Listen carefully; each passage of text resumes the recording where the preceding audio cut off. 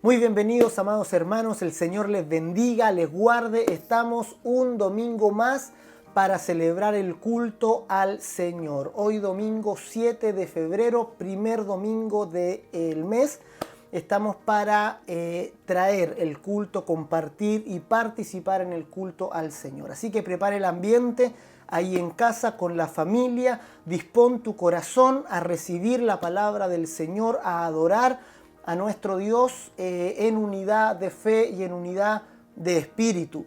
Que nada te impida rendir el culto lleno de fe, lleno del Espíritu Santo a tu Dios y recibir de Él la gracia abundante, la vida eterna que Él envía a la reunión de los santos. Así que alégrate, comenta ahí, pon ahí en los comentarios, aquí estoy dispuesto a celebrar el culto al Señor y vamos a comenzar este tiempo bendito declarando este lema, ¿verdad? Este lema que nos desafía, este lema que nos recuerda que tenemos una misión trascendente en este mundo. El lema que dice que mi espíritu testifique con poder, que mi espíritu dé el testimonio, ese testimonio que viene por el Espíritu Santo, que lo dé a conocer al mundo con poder. Así que 3 veces con todo nuestro corazón, que mi espíritu testifique con poder, y luego vamos a orar, presentándonos delante del Señor, pidiendo que en este tiempo corto que pasamos juntos podamos conectarnos con su espíritu para recibir de Él bendición esta mañana. Así que todos juntos, mano empuñada 3 veces, que mi espíritu testifique con poder, y vamos a orar. 1, 2, 3.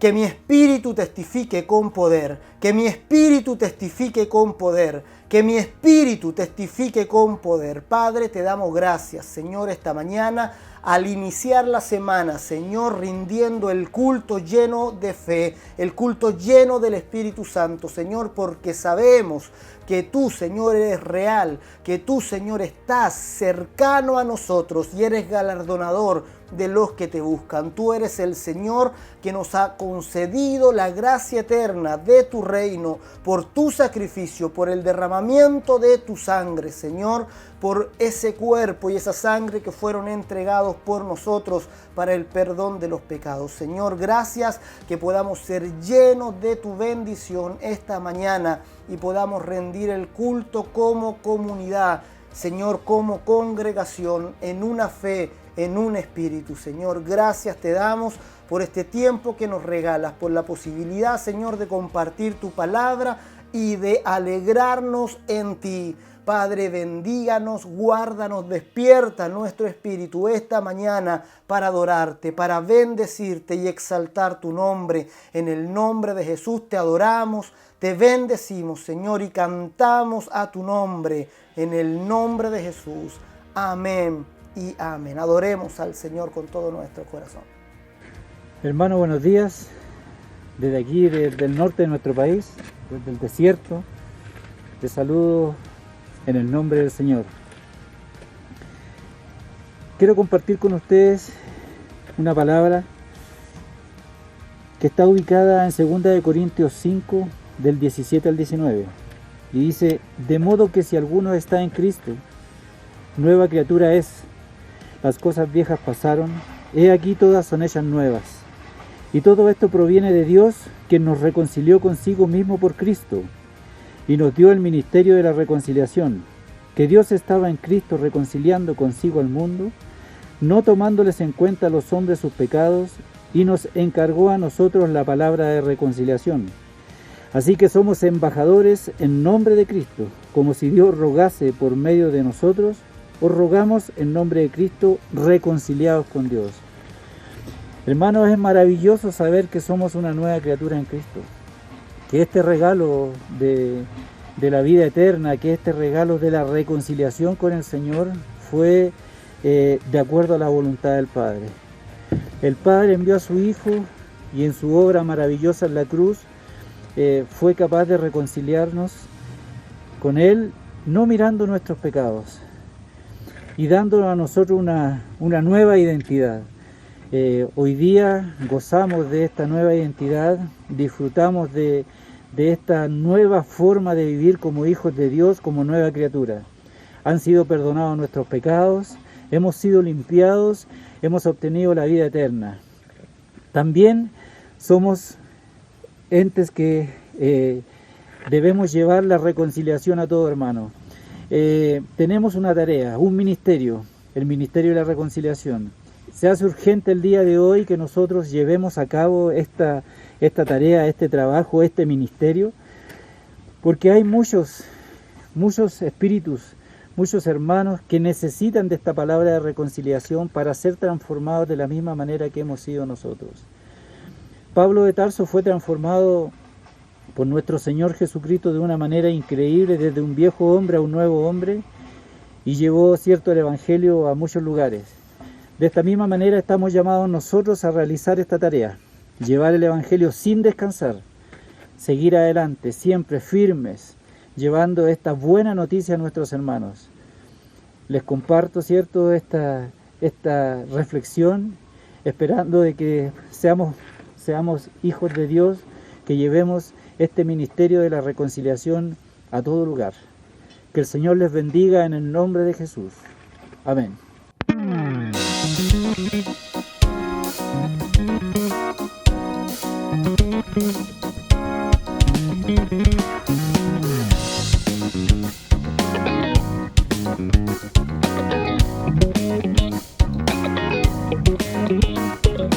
Soy nueva criatura, lo declara la Escritura.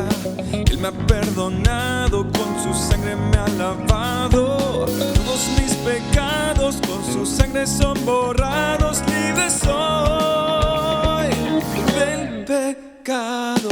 Nueva criatura, lo declara la Escritura.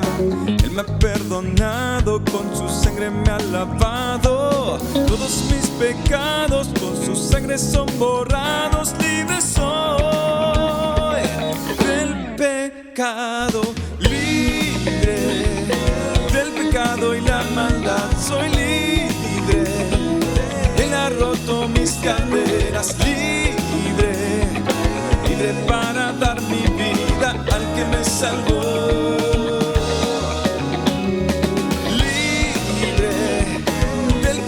Y la maldad, soy libre, Él ha roto mis cadenas. Libre, libre para dar mi vida al que me salvó.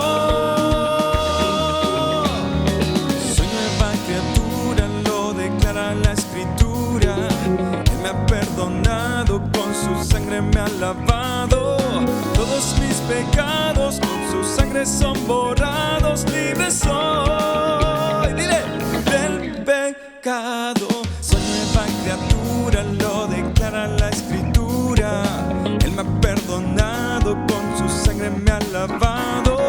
Todos mis pecados con su sangre son borrados. Libre soy del pecado, libre del pecado y la maldad. Soy libre, Él ha roto mis cadenas. Libre, libre para dar mi vida al que me salvó.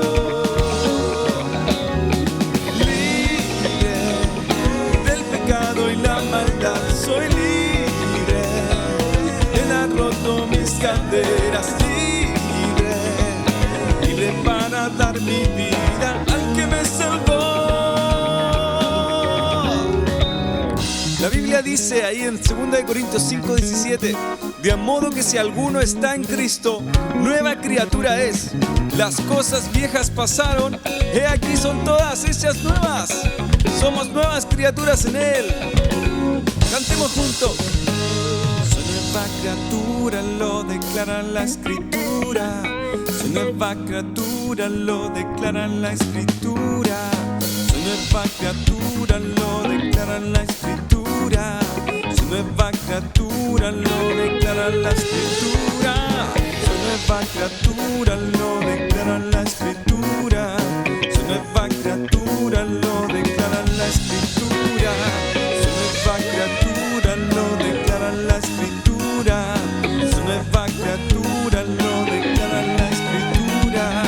Soy nueva criatura, lo declara declara la escritura.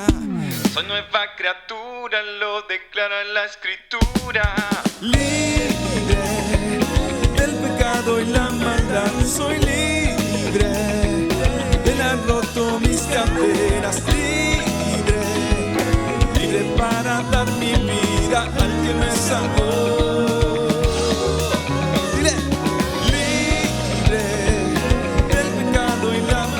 Soy libre, Él ha roto mis cadenas, libre, libre para dar mi vida al que me salvó. Soy nueva criatura, lo declara la escritura. En este momento se está realizando una carrera en donde participan representantes de muchos pueblos y naciones, pero se espera que todas las naciones y todos los pueblos participen de ella. En esta carrera los participantes tienen obstáculos, dificultades, tienen conflictos exteriores desde el exterior y también tienen temores interiores. Pero el autor y consumador de esta carrera, que es Jesucristo, que nos dice, la paz les dejo, recibamos la paz de Jesús. Nos dice, reciban al Espíritu Santo, recibamos al Espíritu Santo. Nos dice, sus pecados son perdonados, recibamos el perdón de nuestros pecados. Nos dice también, ámense unos a otros. Fíjense en el compañero, el que está desanimado, para animarlo, el que se cayó para tenderle una mano para que pueda continuar la carrera. Corramos a poner los ojos en Jesús.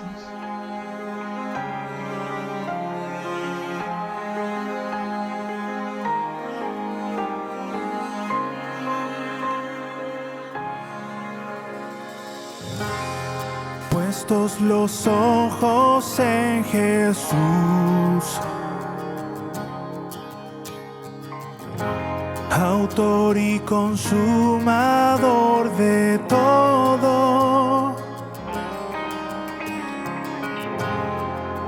El pasado dejó atrás, solo en ti hay libertad. Correré a ti, correré a ti, tu promesa alcanzaré, con paciencia llegaré. Correré a ti, correré a ti, aunque yo no vea nada, creeré que estás aquí, estás aquí.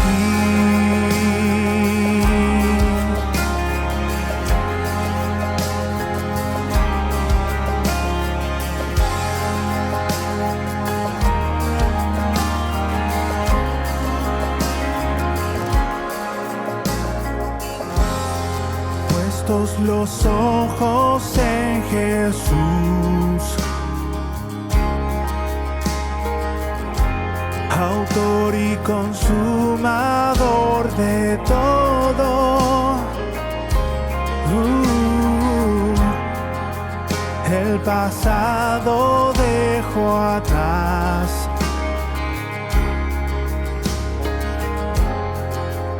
solo en ti hay libertad. Correré a ti, correré a ti, tu promesa alcanzaré, con paciencia llegaré.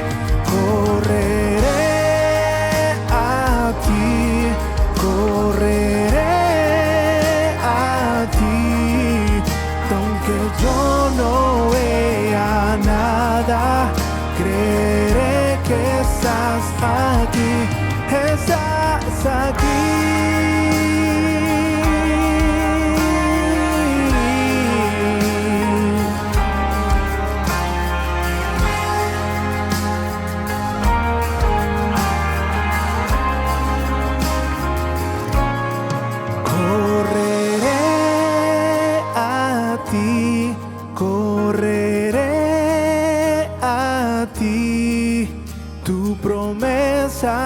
alcanzaré, con paciencia llegaré, correré a ti, correré a ti, aunque yo no vea nada, creeré que estás aquí, estás aquí. Estás aquí, Señor.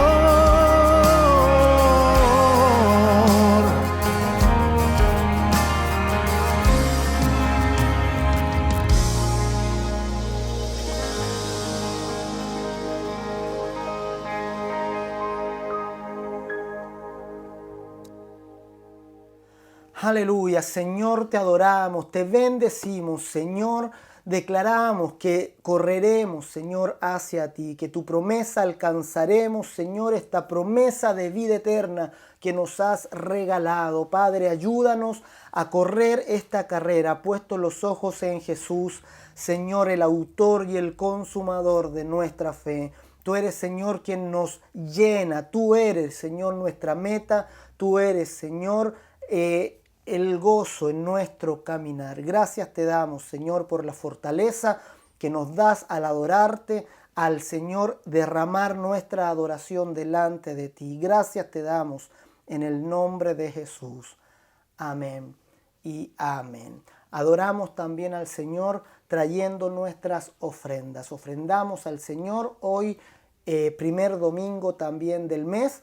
Entregamos los diezmos, las ofrendas, las primicias para ayudar también a nuestros hermanos. Las traemos con gozo, dedicándolas al Señor y participando también en bendecir a otros. Así que separa ahí de lo que el Señor te ha dado, como el salmista decía, de lo recibido de tu mano, Señor, te entregamos. Con alegría, con sencillez de corazón, vamos a orar para dedicar también las ofrendas que entregamos al Señor. Vamos a orar. Padre, en el nombre de Jesús, Señor, te bendecimos y te damos gracias porque tú eres, Señor, la provisión. Tú eres quien nos otorga, quien nos concede, Señor, todas las cosas en abundancia para que las disfrutemos. Señor, gracias te damos y de lo recibido de tu mano te entregamos, Señor, con la convicción de que tú eres Dios fiel, de que tú eres, Señor, nuestro sustentador. Padre, gracias por participar en el dar y el recibir. Gracias, Señor, te damos en el nombre de Jesús. Amén y amén. Aleluya. Y estamos recorriendo, ya casi finalizando este camino que comenzamos en marzo del año 2020. Comenzando con el Evangelio de Marcos, con el estudio del Evangelio de Marcos. Nos ha tomado, yo creo que nos va a tomar casi un año exacto, casi 52 semanas recorrer este Evangelio, que es el Evangelio más corto de los 4 Evangelios. Tiene solo 16 capítulos y ya estamos en la mitad del capítulo 14. Aprontándonos al arresto del Señor, estamos a 2 días de su arresto. Ahora vamos a ver un pasaje que es la noche anterior al arresto del Señor, cuando el Señor come la Pascua con sus discípulos. Él prepara este acontecimiento, este momento que es muy especial. Es la última noche que Él va a pasar con ellos. Incluso el Evangelio de Juan le dedica 2 capítulos completos solo a lo que ocurre en la mesa con sus discípulos, y luego otros 3 capítulos con lo que sucede mientras van de camino a Getsemaní y se produce el arresto. Juan tiene 21 capítulos y casi un cuarto del libro lo dedica a solo esta noche. Entonces esta noche es muy especial, donde Jesús quiere marcar a sus discípulos profundamente con la confianza, con la humildad y con la gratitud en el corazón de ellos. Así que vamos a leer el Evangelio de Marcos, capítulo 14, y vamos a leer los versos desde el 12 al 25. Todos juntos vamos a leer este pasaje. Corresponde a lo que llamamos o conocemos como la institución de la Cena del Señor. es la última Pascua que el Señor come ahí con sus discípulos, y vamos a ver que Marcos lo resume en unos pocos versos que son muy significativos y donde vamos a aprender también lecciones importantísimas, vitales para nuestra vida de fe. Así que pon atención, concéntrate en la palabra, porque el Señor va a hablarte esta mañana, el Señor va a guiarte para enriquecer tu vida de fe de una manera poderosa. Y dice la Escritura, Marcos capítulo 14 del 12 hasta el 25. El primer día de la fiesta de los panes sin levadura, cuando sacrificaban el cordero de la Pascua, sus discípulos le dijeron: ¿Dónde quieres que vayamos a preparar para que comas la Pascua?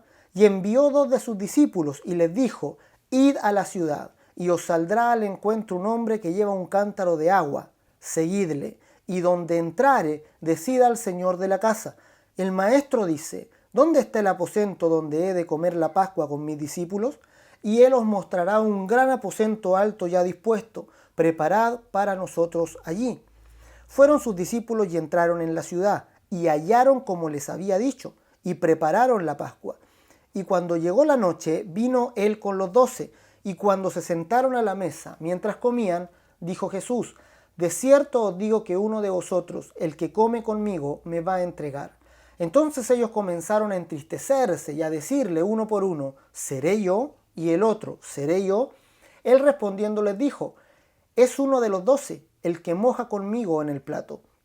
A la verdad el Hijo del Hombre va, según está escrito de él. Mas ay de aquel hombre por quien el Hijo del Hombre es entregado. Bueno le fuera a ese hombre no haber nacido. Y mientras comían, Jesús tomó pan y bendijo, y lo partió, y les dio diciendo: Tomad, esto es mi cuerpo. Y tomando la copa y habiendo dado gracias, les dio, y bebieron de ella todos. Y les dijo: Esto es mi sangre del nuevo pacto, que por muchos es derramada. De cierto os digo que no beberé más el fruto de la vid hasta aquel día en que lo beba nuevo en el reino de Dios. Acá tenemos este pasaje maravilloso donde Jesús prepara. Vemos que Jesús ya tiene preparado el lugar a las personas, y los discípulos le preguntan en primer lugar, le dicen: Señor, ¿dónde vamos a comer la Pascua? Y el Señor les da unas instrucciones muy extrañas, ya lo vamos a ver a continuación. Todo este pasaje que acabamos de leer, Marcos lo separa en 3 secciones, que es las secciones que vamos a ver esta mañana y cómo vamos a mirar este mensaje. En primer lugar, vamos a ver los preparativos de la cena, y ahí vamos a ver nuestra necesidad de ejercitar nuestra confianza en Jesús, nuestra fe en Jesús. En segundo lugar, es el anuncio de la traición. Jesús, cuando están todos sentados a la mesa, anuncia que hay uno que lo va a traicionar. Y ahí vamos a ver que es necesario ejercitar la humildad para llegar a la madurez. Y en tercer lugar, es ya la institución de la cena del Señor, que es también una ordenanza que Él les deja para que lo repitan continuamente hasta su regreso. Y en este punto vamos a ver que necesitamos ejercitar la gratitud. Entonces vamos a dividir este mensaje en estos 3 puntos. En primer lugar, los preparativos. Esto es grandioso. Fíjense que ellos le preguntan: Señor, ¿dónde vamos a comer la Pascua? Y la respuesta del Señor, yo creo que si cualquiera de nosotros la recibiera, pensaría que es una broma, pensaría que no está hablando en serio el Señor. El Señor les da indicaciones que ningún hombre podría dar.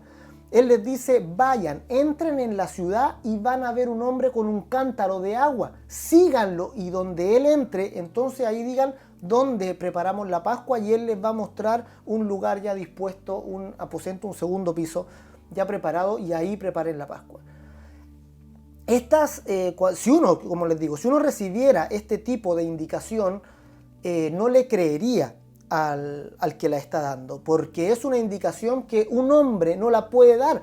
Para dar ese tipo de indicación uno tendría que tener control sobre toda la situación, debería controlar el tiempo, el espacio, las circunstancias, todo, por eso esta es una señal que muchos pasan por alto, no la cuentan entre los milagros del Señor, pero esta es una señal maravillosa, es una señal extraordinaria del dominio que tienen las palabras del Señor. El Señor les dice, entren en la ciudad y verán a un hombre que va con un cántaro, síganlo. Esto quiere decir que el Señor tiene dominio de todas las situaciones, de los tiempos, del espacio, de las circunstancias, de las decisiones. Hay algo aquí extraordinario que el Señor les está mostrando a sus discípulos. Y para seguir este tipo de indicación se requiere ciertamente mucha confianza. En otra oportunidad también el Señor, cuando iba a entrar a Jerusalén, les ordenó a sus discípulos que fueran y desataran un pollino, desataran un burro, ¿verdad?, el cual no había montado nadie, que no era de ellos. Y si alguien les preguntaba, ellos dijeran, el Señor lo necesita. También ellos necesitaban, ¿verdad?, ejercer una confianza plena en Cristo, no como la confianza que uno le tiene a un ser humano. Porque si un ser humano me da ese tipo de indicaciones, yo no las sigo, o sea, yo no le creo que en realidad va a ocurrir tal como Él dijo. Sin embargo, si es Dios quien da esa indicación, Él ciertamente sabe todas las cosas y conoce lo que va a ocurrir con detalle. Entonces el Señor quiere que sus discípulos ahora confíen en Él a un nivel superior. No solo confíen en Él como un ser humano, como alguien, como un amigo de confianza, sino que confíen en Él como aquel que tiene pleno dominio sobre todas las circunstancias y sobre todas lo que va a acontecer. Entonces aquí necesitamos entender que el Señor quiere desarrollar en sus discípulos esta confianza plena, esta total dependencia en sus palabras, que ellos vayan, ¿verdad?, que ellos vayan siguiendo sus palabras y vean que en realidad todo está preparado, todo estaba ya dispuesto, todo estaba listo. Ellos solo tenían que ir, ¿verdad?, y seguir las indicaciones del Señor y iban a llegar al lugar. Esta señal es maravillosa, es gloriosa y nos indica que necesitamos confiar plenamente en Cristo. Necesitamos desarrollar un tipo de confianza que antes no teníamos, un tipo de confianza en la seguridad de las palabras de Jesús. Si Él nos dio la palabra de salvación, si Él nos dio la seguridad de que estaríamos con Él, de que Él estaría con nosotros todos los días hasta el fin del mundo, si Él nos mostró a un Padre cercano, protector, que nos cuida cada día, que está ocupado de nosotros, si Él nos mostró una clase de protección sobrenatural, debemos, el Señor quiere que pongamos nuestra confianza en Él plenamente. Así que camina tu vida confiando en el Señor, pidiendo su dirección. Cuando vayas a enfrentarte a un proyecto nuevo, a alguna situación nueva o tengas que tomar decisiones, pregunta al Señor y confía en lo que Él te diga. Confía en sus palabras, porque aquí el Señor nos enseña que Él tiene todo ya preparado, que sus palabras moldean la realidad, que todo lo que ocurre en nuestra realidad presente es moldeado por sus palabras. El Señor transforma la realidad. Sus palabras están sobre nuestro tiempo, nuestro espacio, sobre nuestra realidad. El Señor Jesús tiene un poder que es superior a lo que podríamos cada uno de nosotros imaginar. Yo me imagino que tienen que haber quedado impactados sus discípulos cuando iban entrando en la ciudad, ¿verdad?, viendo si es que era verdad, si es que se iba a cumplir esto que Jesús dijo, y cuando vieron al hombre con el cántaro de agua, tiene que haber saltado su corazón diciendo, ¿quién es este, verdad? ¿Quién es este que es capaz de dar este tipo de indicación, que sabía exactamente lo que iba a ocurrir cuando entráramos? Y siguieron a este hombre, preguntaron a la casa que él entró, y cuando la persona que estaba ahí atendiendo les dice, sí, pasen aquí adelante, aquí está dispuesto, preparen la Pascua acá, también tienen que haberse maravillado sus corazones, ¿verdad?, meditando en cuánto dominio en realidad tiene Jesús. Ellos prepararon, dispusieron todo el lugar, seguramente tuvieron que matar el cordero, era el día en que se mataba el cordero. Recuerda, la semana pasada dijimos que tenía que morir Jesús en Pascua, porque Jesús es la realidad de los sacrificios de los corderos del antiguo pacto. entonces ese era el día en que se mataba el cordero, ¿verdad? Correspondía al día 14 del mes. Y ellos seguramente ahí mataron el cordero, prepararon la carne, prepararon también el vino y pusieron la mesa y todo ahí preparado para tomar la cena esa noche, la cena de Pascua.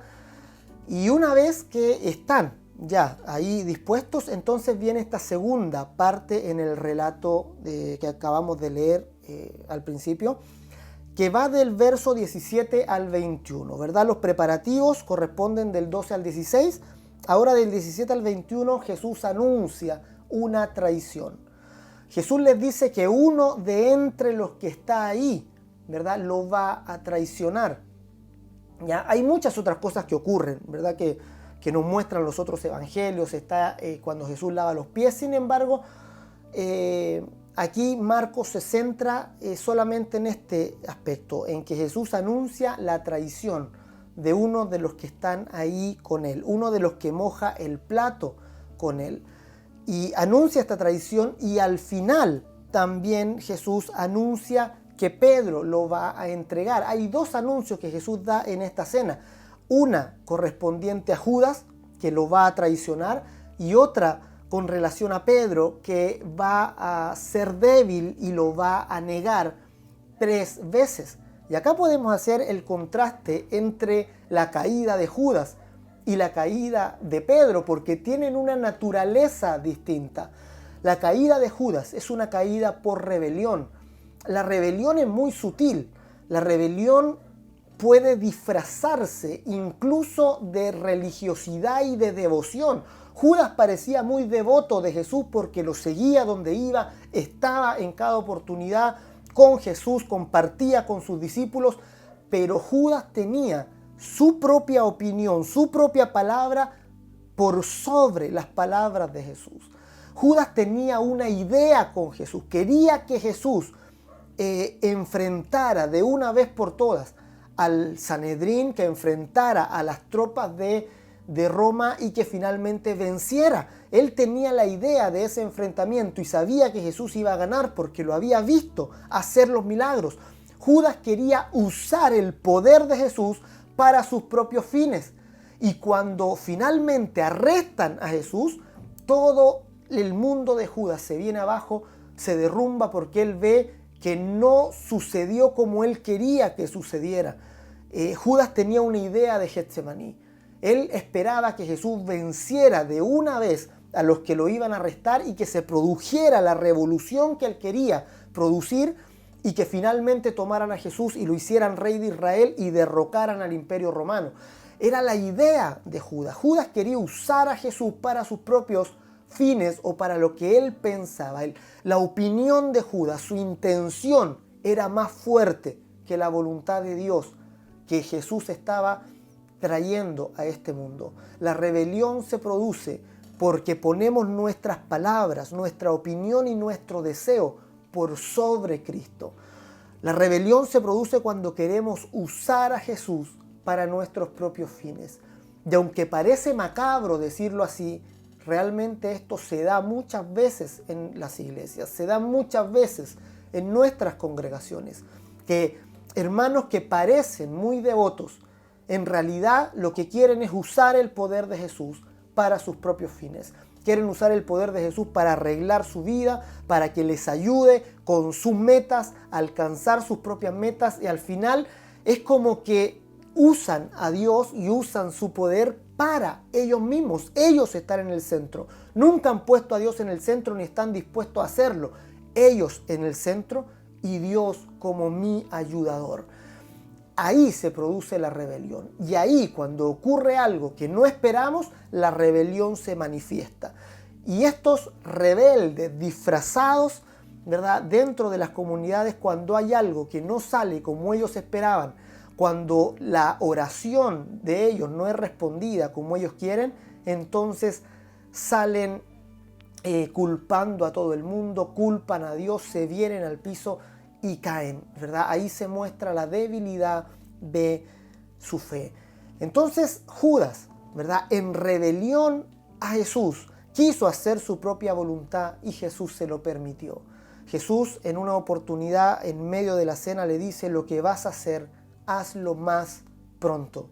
Y Judas dice que sale de la cena porque va a entregarlo con aquellos que había hecho el trato. Entonces Jesús le permite, ¿verdad?, realizar esta acción que él va a hacer respetando su propia decisión, ¿verdad? Dios no nos va a manipular, no va a manipular nuestra intención, no va a manipular nuestras decisiones.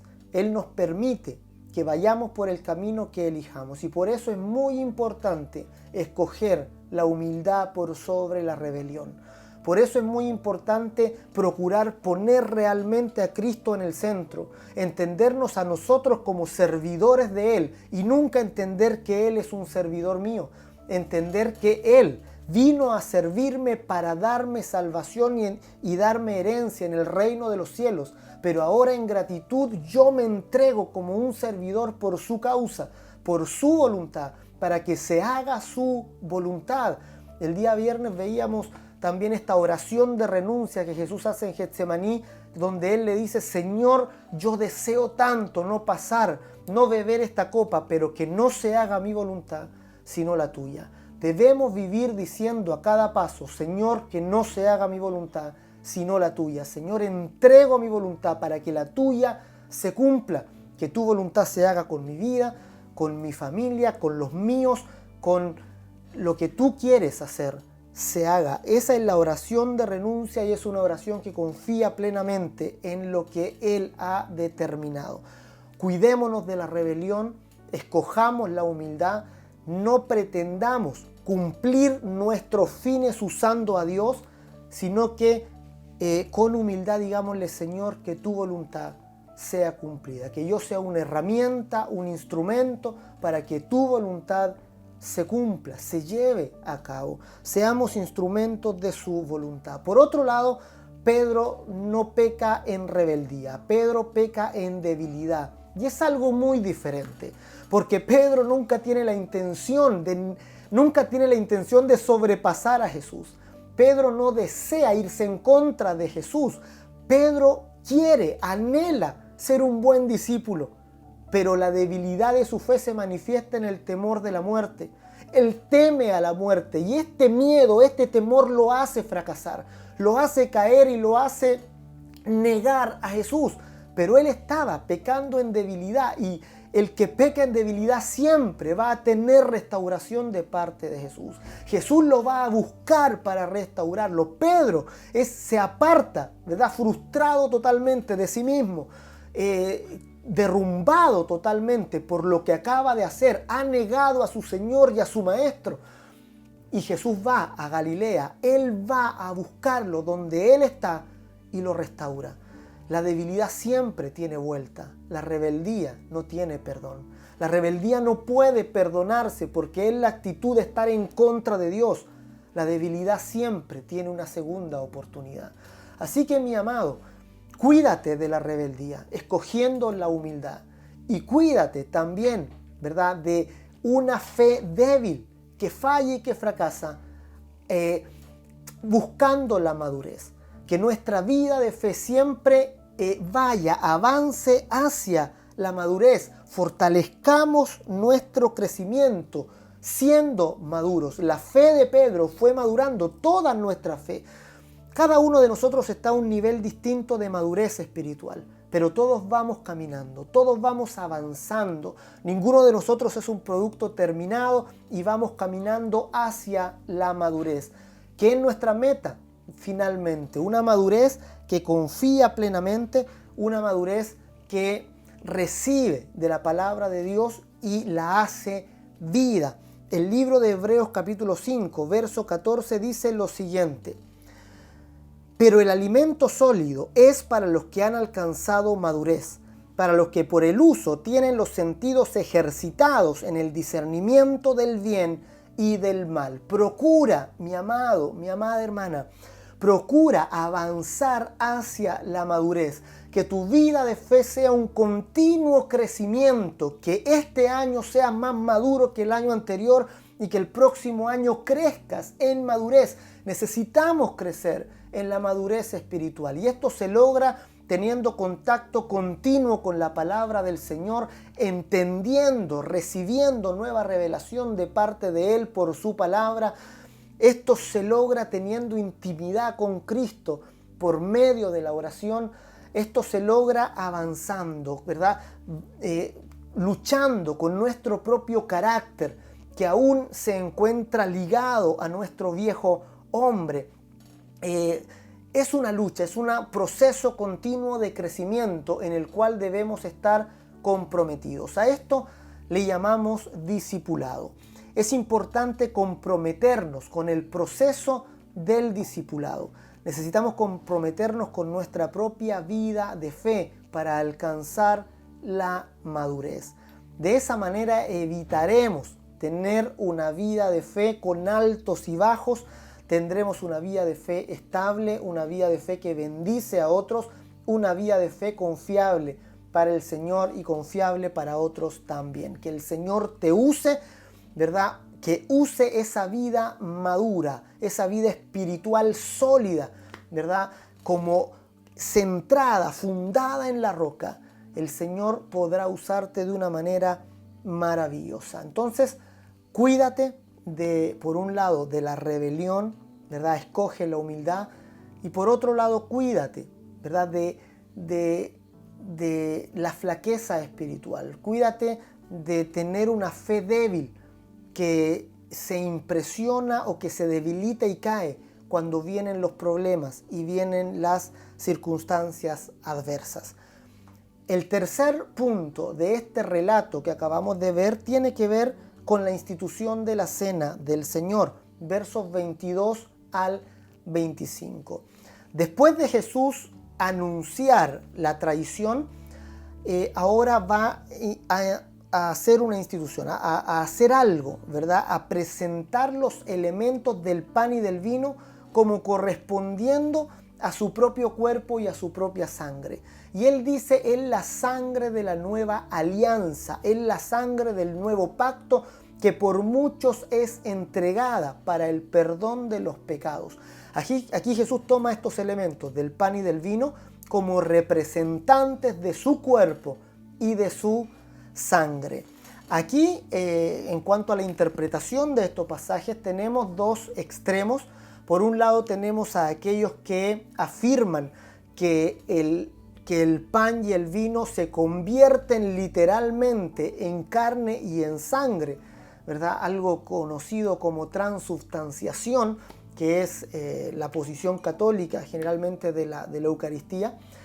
Y por otro lado, en el otro extremo, ¿verdad? Del espectro, tenemos a aquellos que lo consideran un mero simbolismo y que casi no le dan importancia. Entonces, los que están a este extremo, ¿verdad? Casi nunca toman la cena del Señor, no consideran que sea muy importante ni muy relevante en la vida de fe. Y por otro lado tenemos a este sector, ¿verdad? Católico, que considera que se produce una transformación de sustancia, no de forma, pero sí de sustancia, y el pan es literalmente la carne de Jesús y el vino su sangre. La verdad es que estos dos extremos, ¿verdad? Están mal. Tenemos que volver al centro de la Escritura, porque no es, ¿verdad?, que sea esta ordenanza sea digna de despreciar como un mero simbolismo. El nuevo pacto no tiene simbolismos, el nuevo pacto no se basa en simbolismo. Por tanto, esta ordenanza es poderosa. Cuando comemos el pan y tomamos el vino, experimentamos este nuevo pacto, tomamos la sangre y la carne de Cristo. Pero tampoco esto significa que ese pan y ese vino se conviertan, ¿verdad?, literalmente en carne y en sangre. Son representativos de la carne y la sangre de Jesús. No se transforman en ellos. Pero sí es una ordenanza muy importante de cumplir, que nos enseña muchas cosas y que nos hace vivir, experimentar físicamente el pacto espiritual que se nos dio. Y aquí algo muy relevante es que el pan y el vino se ingieren.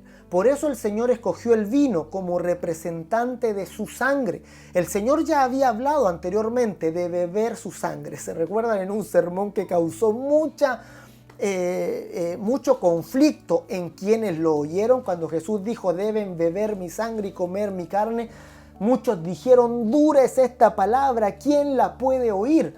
Es decir, ¿cómo se le ocurre a este decir que tenemos que comernos su carne y beber su sangre? Ahora Jesús toma el vino como representante de su propia sangre para decir, ingiéranlo, bébanlo, y cuando lo beban sepan que están bebiendo mi sangre. Y también cuando tomen el pan y partan el pan, el partimiento del pan es una figura muy potente del cristianismo.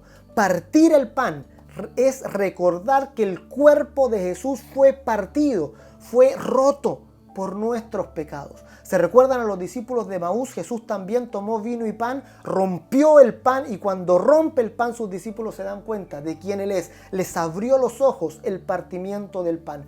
En el libro de Génesis tenemos a Melquisedec presentando delante de Abraham también el pan y el vino, elementos del nuevo pacto, la carne y la sangre de Jesús. Y lo maravilloso de esto es que tanto el pan como el vino, tanto la carne como la sangre de Jesús, los comemos, se ingieren. Y esto es maravilloso porque el vino, una vez que se toma, o el pan, una vez que se ingiere, ya no puede separarse de ti. ¿Qué pasa con ese pan? ¿Qué pasa con ese vino que es ingerido por la persona? Se vuelve la persona, es decir, se complementan en uno, se vuelven uno. Cuando uno ingiere el pan, ya no puede separarse ese pan de mi propio cuerpo. Ese pan se volvió en mi cuerpo, es decir, se juntaron y se hicieron uno. Esa unidad es la que el Señor Jesús nos enseña.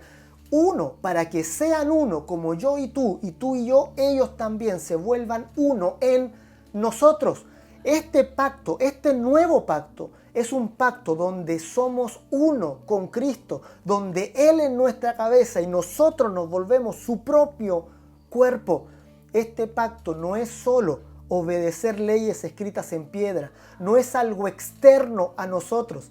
El nuevo pacto, por eso dice, escribiré mis leyes en sus corazones, habitaré dentro de ellos. En este pacto Jesús no está fuera de nosotros. En este pacto Dios no es un agente externo a nosotros. En este pacto Dios viene a habitar en nosotros y nos hacemos uno con Él. El nuevo pacto es tan diferente al antiguo. En el antiguo las personas seguían siendo pecadoras y Dios Santo todavía estaban separados. En este nuevo pacto el Espíritu Santo viene a habitar dentro, ¿verdad? En unidad con la persona, y el ser humano se vuelve uno con Dios. Es el misterio de la iglesia. La iglesia es el cuerpo de Cristo. Somos una unidad junto con Él. Hemos bebido su sangre, hemos comido su carne y nos hemos vuelto uno con el Señor.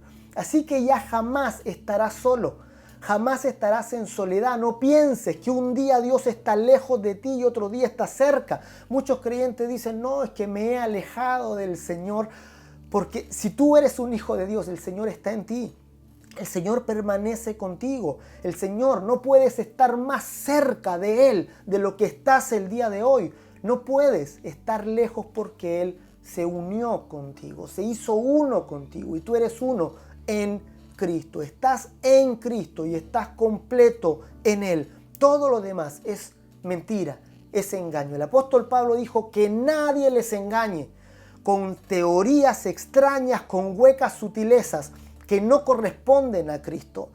Que nadie les engañe, porque en Cristo habita corporalmente toda la plenitud de la deidad y ustedes están completos en Él, que es la cabeza de todo dominio y autoridad. Ustedes están completos en Cristo. En Él tienen todo cuanto necesitan para vivir la vida de fe. Y eso lo recuerdan los elementos del pan y los elementos del vino. Así que esta institución del cuerpo de Cristo es maravillosa y nos recuerda que debemos vivir una vida en gratitud.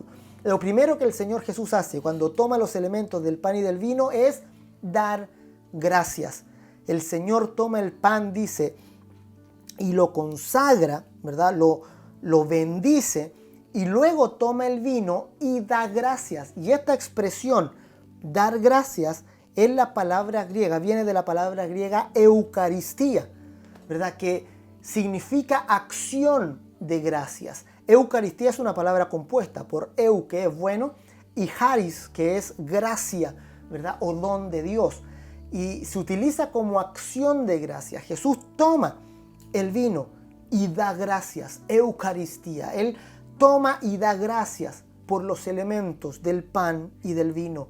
La gratitud es la que nos permite participar de su pacto, permanecer en el pacto y disfrutar la nueva alianza. Disfrutar el nuevo pacto en el que hemos sido perdonados por su sangre, en el que hemos sido limpiados de nuestros pecados y recibidos en el reino de los cielos. Así que alégrate, mi hermano, da gracias al Señor. Recuerda que debes llevar una vida completa de gratitud. Y en último lugar, el último verso que leímos es maravilloso. Jesús dice, porque no beberé de este vino, sino hasta que lo beba nuevo en el reino de Dios. Y Jesús agrega un elemento escatológico a la institución de la Cena del Señor, diciéndonos, ustedes hagan esto continuamente, anuncien mi muerte mediante la cena hasta el día que yo regrese, porque hay un día en que nos vamos a reunir nuevamente y vamos a tomar este vino en comunión, estando juntos. Jesús aquí, cuando hace la institución de la Cena del Señor, abre un tiempo. Él dice, ahora es la última vez que tomo la copa con ustedes, pero va a haber otra, ¿verdad? Va a haber una siguiente. No beberé del fruto de la vid hasta que lo beba nuevo, con ustedes nuevamente en el reino de los cielos. Entonces tenemos una cita de sentarnos a la mesa con el Señor y compartir nuevamente con Él el vino en la mesa. Es el elemento de esperanza. El Señor incluye ahí, dentro de la institución de la Cena del Señor, la esperanza bienaventurada de nuestra reunión con Él. Estaremos con Él nuevamente en el reino de los cielos. Esta esperanza de que Él vendrá pronto. El Señor viene pronto y pronto nos encontraremos también con Él. Entonces, mis amados, los preparativos de la cena nos enseñaron que tenemos que tener plena confianza en el Señor, que tenemos que confiar en Él no solo como un hombre responsable, sino como el Dios que tiene todo control sobre el tiempo, el espacio, sobre las circunstancias. Confía en el Señor, ten tu fe puesta en Él en todo momento, depende de Él para todas las cosas, porque Él tiene pleno dominio. Luego, su anuncio de la traición nos enseña que debemos ejercitar la humildad y avanzar hacia la madurez. Tenemos que llevar una vida humilde y una vida que apunta hacia la madurez en Cristo para ser de beneficio para otros, para que nuestra fe no sea tambaleante, sino que esté firme en la roca que es Cristo y pueda ser de bendición para otros, se vuelva un árbol en que las aves puedan hacer nido en sus ramas, pueda ser una vida beneficiosa para la iglesia y el cuerpo de Cristo. Y en tercer lugar, la institución de la Cena del Señor nos enseñó que su sangre y su carne son los elementos del nuevo pacto, nos enseña la unidad que tenemos con Él y nos enseña la esperanza que tenemos en Cristo. Tenemos una esperanza cierta. Mientras estemos en este lugar y en este mundo, compartiremos la cena del Señor. Mientras estemos en este mundo, beberemos su sangre, comeremos su carne, ¿verdad? Nos aferraremos a esta nueva alianza, a este nuevo pacto de gracia que nos ha salvado, que nos ha rescatado, y viviremos contentos, agradecidos, llenos de gratitud. Eucaristía, dando gratitud al Señor por cada una de las situaciones por las que atravesamos. Cada problema, cada situación que estás viviendo no es para destruirte, es para que avances a la madurez en Cristo. Que el Señor te guarde, que el Señor te bendiga, que el Señor te dé sabiduría para ejercitar correctamente estas cosas de las que hemos hablado. Que el Señor te dé sabiduría y gracia para estar agradecido continuamente del Señor día tras día y para mantener esta gratitud hasta el último día de tu vida. Vamos a orar al Señor, vamos a dar gracias y vamos a pedir que su gracia se manifieste en nosotros y que Él nos permita tener confianza en Él, que Él nos permita crecer en la madurez y que Él nos permita vivir con esperanza. Vamos a orar. Padre, en el nombre de Jesús te damos gracias porque tú eres el Dios eterno, tú eres el Dios plenamente confiable, en quien podemos confiar, Señor, toda nuestra vida. Tú eres el Dios que tiene dominio sobre todo, Señor. Tú eres aquel que nos brinda, Señor, todas las cosas para que podamos crecer. Tú eres el Dios que produce el crecimiento. Padre, te pedimos que nos des un corazón, nos concedas un corazón humilde. Te pedimos que nos permitas avanzar, crecer en la vida de fe, avanzando a la madurez, Señor. Y te pedimos que pongas en nosotros gratitud, que seamos agradecidos de todo cuanto nos ocurre, porque estamos contigo, porque tenemos comunión, porque hemos comido tu carne y bebido tu sangre. Señor, que esto produzca en nosotros gran gratitud, alegría, gozo, independiente, Señor, de las circunstancias que nos toquen vivir. Padre, te damos gracias.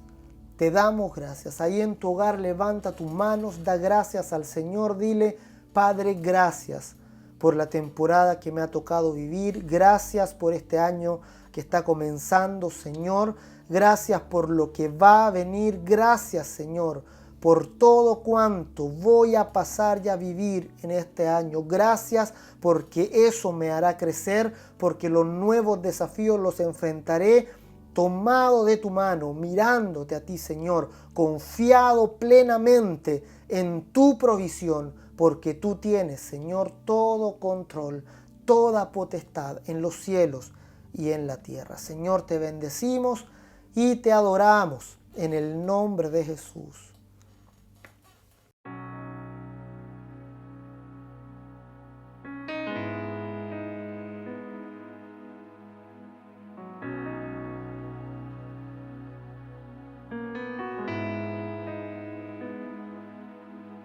Solamente una palabra, solamente una oración. Cuando llegue a tu presencia, oh Señor, no me importa en qué lugar de la mesa me hagas sentar, o el color de mi corona, si la llego a ganar. Solamente una palabra, si es que aún me queda voz, y si logro articularla en tu presencia. No te quiero hacer preguntas, solo una petición, y si puede ser a solas, mucho mejor. Solo déjame mirarte cara a cara y perderme como un niño en tu mirada. Y que pase mucho tiempo y que nadie diga nada, porque estoy viendo al Maestro cara a cara. Que se ahogue mi recuerdo en tu mirada. Quiero amarte en el silencio y sin palabras,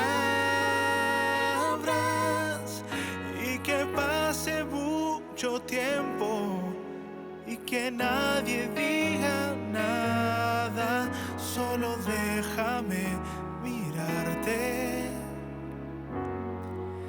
cara a cara.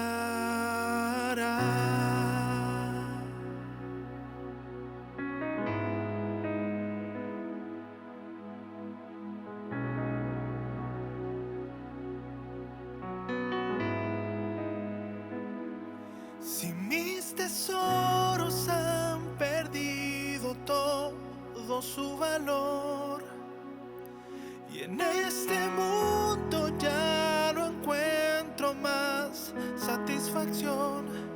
Es porque he probado y he podido ver a Cristo Jesús.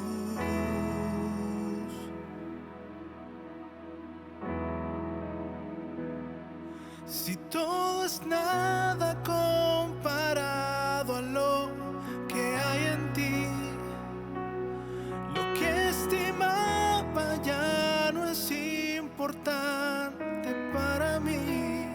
Es porque he probado y he podido ver a Cristo Jesús, a Cristo Jesús. Te deseo más que a la vida, y te deseo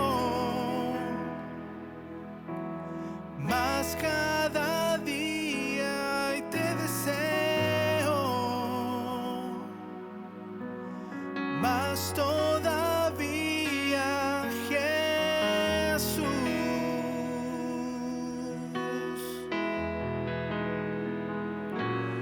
Te deseo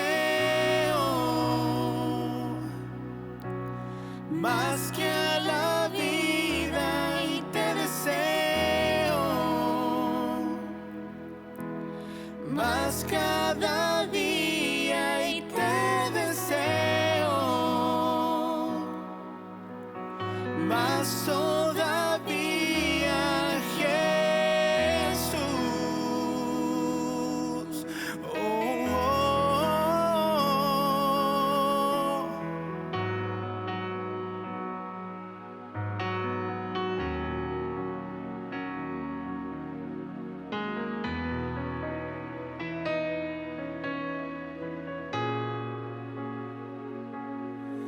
Cuánto deseo verte, Cara a cara quiero verte, Jesús. más que a la vida, más que a la vida. Cuánto deseo verte cara a cara. Oh, oh.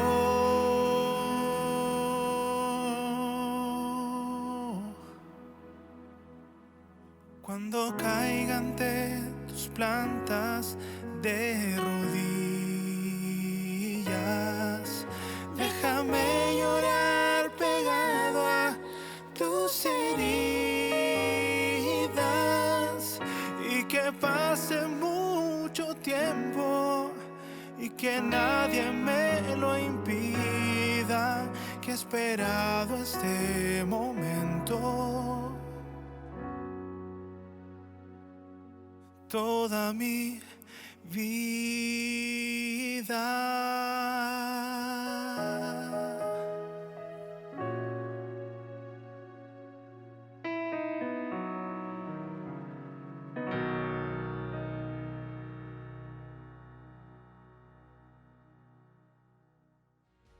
Aleluya, Señor, te bendecimos. Señor, deseamos estar contigo, deseamos verte cara a cara, Señor, estar contigo en ese encuentro glorioso, en ese encuentro maravilloso, Señor, donde volvamos a estar juntos y donde tú estás, nosotros también estemos. Señor, que podamos vivir esta vida llenos de gratitud, de confianza en ti y de esperanza en el porvenir. Padre, afirma en nosotros, Señor, la fe, la confianza, afirma en nosotros, Señor, la humildad, y afirma en nosotros la gratitud y la esperanza. Padre, en el nombre de Jesús, gracias te damos. Amén y amén. El Señor te bendiga, que esta semana puedas caminar viendo, mirando a Cristo el Señor, viendo su gracia moverse a tu favor y siendo lleno de su palabra, de su bendición y de su gracia. Que la vida de fe nunca te sea una carga insoportable, sino que sea esa comunión íntima que disfrutas con tu Señor, con aquel ser maravilloso que nos salvó, nos rescató y que nos ama más allá que toda descripción. El Señor te guarde. Recuerda, el día martes nos encontramos en los cultos familiares, los días viernes todavía permanecemos ahí con la oración al Señor. Aparta esos tiempos benditos donde podemos encontrarnos y estar juntos con nuestros hermanos, también bendiciendo a otros. El Señor te guarde, te bendiga. Si es primera vez que ven nuestra transmisión, envíanos un mensaje, queremos conocerte y queremos ayudarte, apoyar también tu vida de fe.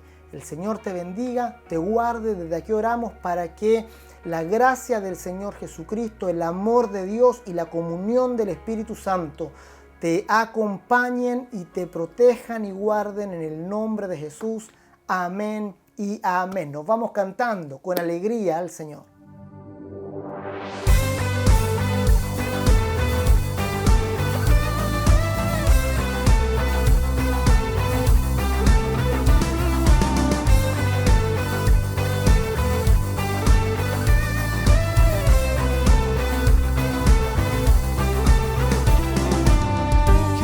El poder del pecado, su amor es fuerte y poderoso, el Rey de gloria, el Rey de majestad.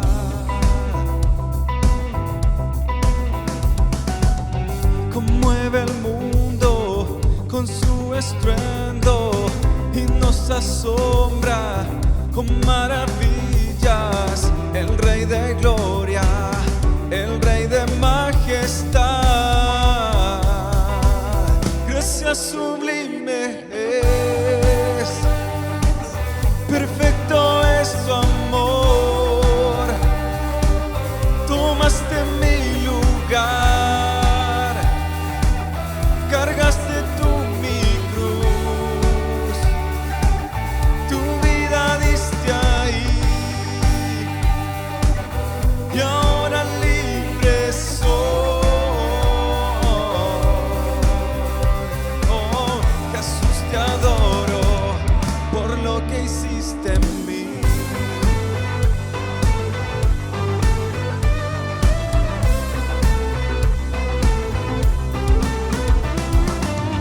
Pusiste en orden todo el caos, nos adoptaste como tus hijos, el Rey de gloria, el Rey de majestad, el que gobierna con su justicia y resplandece con su belleza, el Rey de gloria, el Rey de majestad. Gracia sublime es, perfecto es su amor. Tomaste mi lugar, cargaste tú mi cruz, tu vida diste ahí. Y ahora libre soy. Oh, Jesús, te adoro por lo que hiciste en mí.